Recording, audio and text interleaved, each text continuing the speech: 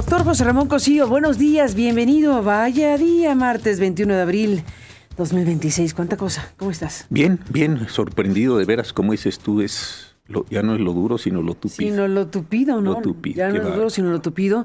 Y dentro de lo duro y tupido está el Poder Judicial en México y asuntos que hemos podido aquí comentar e informar al público y que tú los has analizado muy puntualmente para compartirlos esta mañana. Estamos hablando de una comparecencia que tuvo lugar hace unos días en Estados Unidos, donde se dijeron cosas muy puntuales y fuertes respecto al Poder Judicial de México y a lo mucho que se le ha dicho a México desde Estados Unidos sobre las preocupaciones en torno a lo que pasa con el Poder Judicial en nuestro país. Después de la reforma que tuvo lugar, después de una elección, llamémosle así para no complicarnos, de magistrados y jueces y ministros, pues el ojo puesto en eso, el ojo puesto en eso desde Estados Unidos.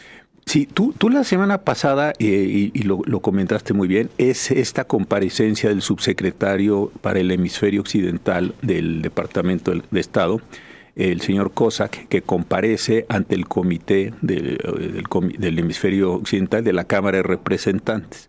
Y estando en esa comparecencia hace una declaración, que es la que tú reportaste, brutal, en el sentido de decir, le hemos estado insistiendo en varias ocasiones a México que tiene que hacer algo con sus jueces porque no confiamos en ellos. Esos jueces que tiene México no garantizan las inversiones de los estadounidenses o de los norteamericanos y consecuentemente vamos a tener que entrar a presionar eso en el TEMEC. El diálogo se da con el representante de Arizona, un señor de apellido Stanton, que ha tenido una enorme influencia y una enorme presencia en los asuntos mexicanos. Entonces me parece que ahí hay un llamado. Y dice, no queremos que los jueces estén vinculados con los narcotraficantes o con los chinos, son palabras de él.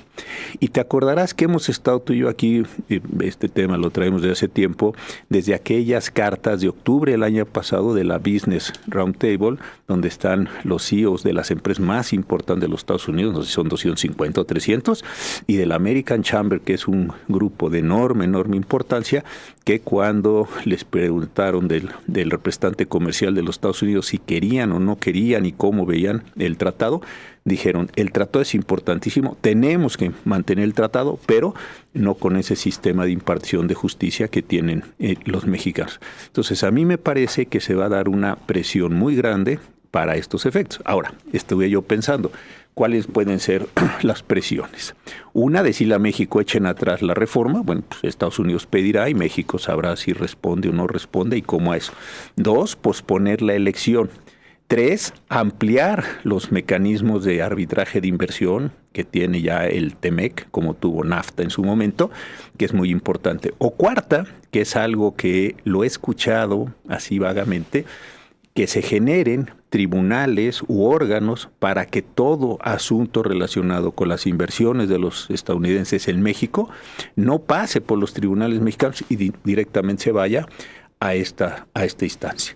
Y esto sí me parece... Figuras arbitrales. A figuras arbitrales. Si no vayas al juez primero, no vayas al tribunal superior. Bríncate el sistema de justicia. Exactamente. Y vamos a hacer todo con arbitraje. Desde los contratos.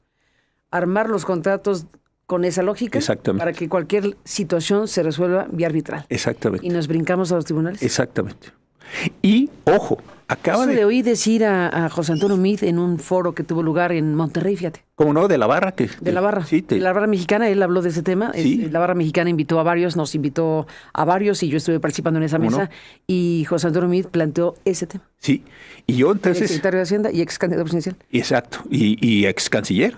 Uh-huh. Eso le conoce al tema. Entonces... Ahora banquero. Ahora, fíjate lo interesante de esto, es decir... Pero eso decía exactamente. Claro, es decir, mire, déjame ponerlo así, no es mi lenguaje desde luego, ni pienso que debe ser así. No vaya usted a la primera instancia en México, no vaya usted a la apelación, no vaya usted al amparo. Si usted estadounidense y a lo mejor canadiense se considera, y mexicanos, considera que su inversión fue maltratada por el Estado mexicano, que no se le dio el trato de la nación más favorecida, cualquier incidencia, usted directamente apela a un mecanismo express para que se resuelva eso fuera de la jurisdicción mexicana. Yo tengo la impresión de lo que voy escuchando de que por ahí puede venir el caso. Y acaba de suceder algo que, si bien es cierto que es una resolución del 2021, ahora le explico, acaba de tener una enorme incidencia. En 2021, en el mecanismo que existe para resolver los conflictos de inversión del TEMEC, se dio un caso muy delicado. Una empresa canadiense financió a una empresa inmobiliaria mexicana, pusieron unos terrenos y unos pagarés como garantía y se dejó de pagar por esta empresa mexicana en Nayarit y en Jalisco. Y cuando se dejó de pagar, se hizo las demandas correspondientes. Después de muchas vicisitudes, esta empresa canadiense utilizó este mecanismo de CIADI, que es el sistema que el TEMEC te lleva, es un mecanismo del Banco Mundial que te lleva a resolver ahí las inversiones. Y el panel, por unanimidad, dijo que lo que había acontecido en México era gravísimo, que los jueces se habían entrado en un profundo contubernio con los litigantes, habían falsificado los registros, habían falsificado los litigios y que esa operación con los jueces, ¿la participación de los jueces? De los jueces. ¿O simplemente la omisión? No, la participación de los jueces. ¿Todo eso? Todo eso dijeron. ¿Con los jueces? Con los jueces, sí. Uf. Fue tremenda decisión, salió en septiembre del 21 y esa decisión le generó responsabilidad al Estado mexicano por $37 millones, pero no por la acción de la administración, no por la acción del legislador, sino por la manera en que los jueces se comportaron, los registradores de la propiedad, etcétera, y se condenó a México. Y la semana pasada, la Corte de Apelaciones del Distrito de Columbia y de Washington, D.C., consideró ya de manera definitiva que el arbitraje de CIADI había estado bien llevado, había estado bien resuelto, y que a México no le queda más que pagar los 37 millones.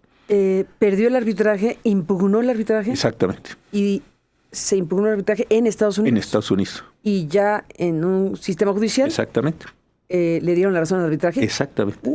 Y la razón es los jueces en contubernio con la parte del mexicano que había obtenido este préstamo, más sus abogados, más el sistema registral de las hipotecas, más los juzgadores, todo ese conjunto de cosas, se llama Lion en este caso, es la empresa canadiense Lion, determinó que se había hecho tal cantidad de maromas, trucos, dilaciones, trampas, déjame decirlo así, que eso le producía a México una responsabilidad internacional.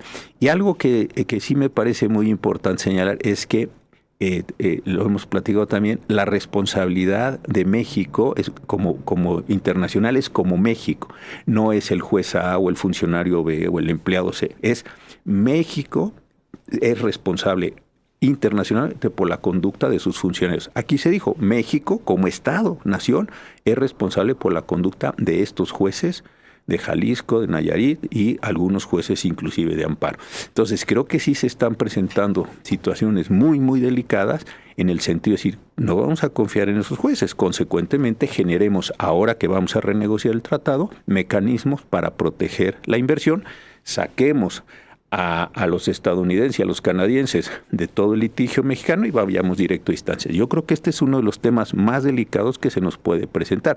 Y esto sí, más allá de retóricas, tiene una afectación soberana. ¿Por qué?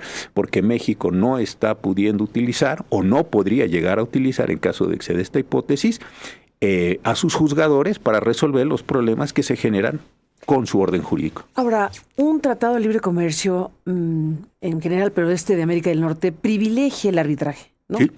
Por su naturaleza. Entonces, bueno, esto sería no solo privilegiar normalmente el arbitraje y la conciliación de algún tipo o el entendimiento de esa manera, sino en este caso sería prácticamente sugerir o plantear no acudir nunca a las instancias judiciales. Yo la impresión que voy teniendo de la declaración del subsecretario Cossack, de este señor Stanton, del representante Arizona, e insisto, de las propias cartas de la American Chamber, que podría estar en la intención de los Estados Unidos esta cuestión. Hay varios mecanismos de arbitraje, pero en general, un problema es agota primero las instancias internas. Sí. Y una vez que ya no te des cuenta que las instancias internas entonces vienes a los mecanismos internacionales. No opera en todos los casos, pero digamos, es una regla. Aquí la impresión que yo tengo es decir, mira, no vamos a perder el tiempo, digamos, lo estaría yo fraseando como si fuera una de estas autoridades, en las instancias mexicanas. Directamente vamos a apelar a las instancias del TEMEC y allá vamos a resolver las cuestiones de esta naturaleza.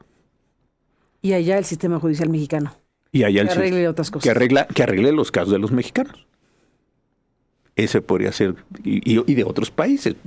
Si no tienen un tratado como el nuestro, bueno, pues que los mexicanos se arreglen con su sistema de justicia y otros países se arreglen con su sistema de justicia. Yo creo que esto es lo que se está configurando. Ahora, el funcionario que compareció la semana pasada en esta sesión, dijo, hemos hablado, hemos insistido, pero fue muy insistente en decir que han insistido. Exactamente. Fue muy insistente en decir que han insistido al gobierno mexicano. Sí.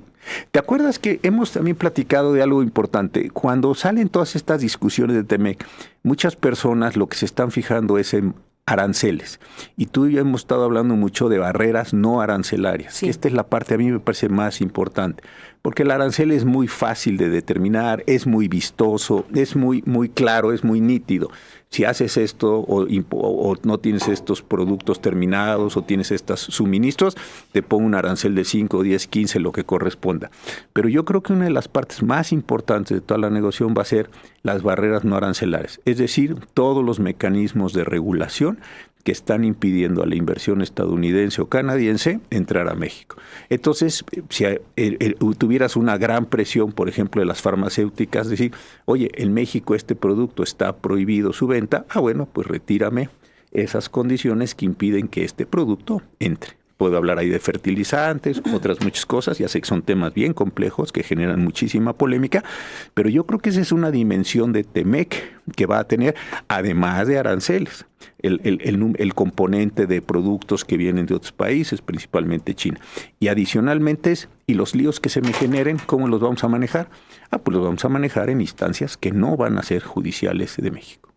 Pues es tremendo, es muy fuerte porque hablando de barreras no arancelarias, tú y yo en su momento, bueno, nos platicamos muchas veces, pero en su momento platicamos de una de las ya varias llamadas que ha tenido Donald Trump con Claudia Sheinbaum y en alguna de esas llamadas hubo la versión de la llamada del gobierno mexicano y la versión de la llamada de Donald Trump. Sí. Que en su cuenta Truth Social pues habló de que se había comprometido el gobierno mexicano a eliminar inmediatamente todas las barreras no arancelarias. Así, 47 creo que era el número. No me acuerdo si era el número, pero sí decía 54. Sí, 54. 54. Ya. 54 barreras no arancelarias y entonces Trump puso por escrito, dijo él, que Sheinbaum se había comprometido a eliminarlas de inmediato. Cosa que dijimos, ¿y cuáles son esas barreras no arancelarias? ¿Y qué significa de inmediato? ¿Y cuál fue el compromiso que habría tomado la presidenta con el presidente de Estados Unidos de un tema que suena gigante? Claro, porque estas barreras las tienes en reglamentos, en normas oficiales mexicanas, es decir, estoy inventando. Pongo un ejemplo así hipotético. En México este tipo de productos no se pueden comercializar o este tipo de productos no se pueden, lo que sea, porque tienen este componente químico, tienen esta restricción sanitaria, etcétera. Entonces, una parte me parece muy importante de la negociación es ese producto que lo tienes, sí se va a vender. ¿Cómo? Pues deroga, anula, lo que sea, la norma oficial o la norma que lo esté estableciendo. Me parece que es un proceso durísimo que vamos a ver. Y claro, Estados Unidos, que está tratando de expandir sus mercados en una situación de geopolítica muy compleja, pues entonces dirá, bueno, este. Y además, las afectaciones que tengan mis inversionistas en México no las van a conocer tus tribunales. Yo creo que este es el fondo de esta durísima negociación y por eso lo que tú sacaste de COSAC, yo creo que sí que había que ponerle la lupa por la enorme relevancia que está diciendo. Y además tú dijiste algo muy importante. No, le dijo en reiteradas, no se me está ocurriendo aquí, me levanté. En reiteradas. No, me levanté hoy y no, señor, esto lo tenemos trabajando un buen rato, ¿eh? Uh-huh. Totalmente. Totalmente, pues estamos en ese contexto. Hay que recordar que aquella declaración aquel mensaje de Trump estaba en el contexto de las amenazas arancelarias. O sea, esas llamadas, pero ese en particular era en el marco de vamos a poner aranceles a todo el mundo y a México. Y bueno, México ha sorteado medianamente el asunto y ha sido de los países menos afectados, aunque estamos afectados.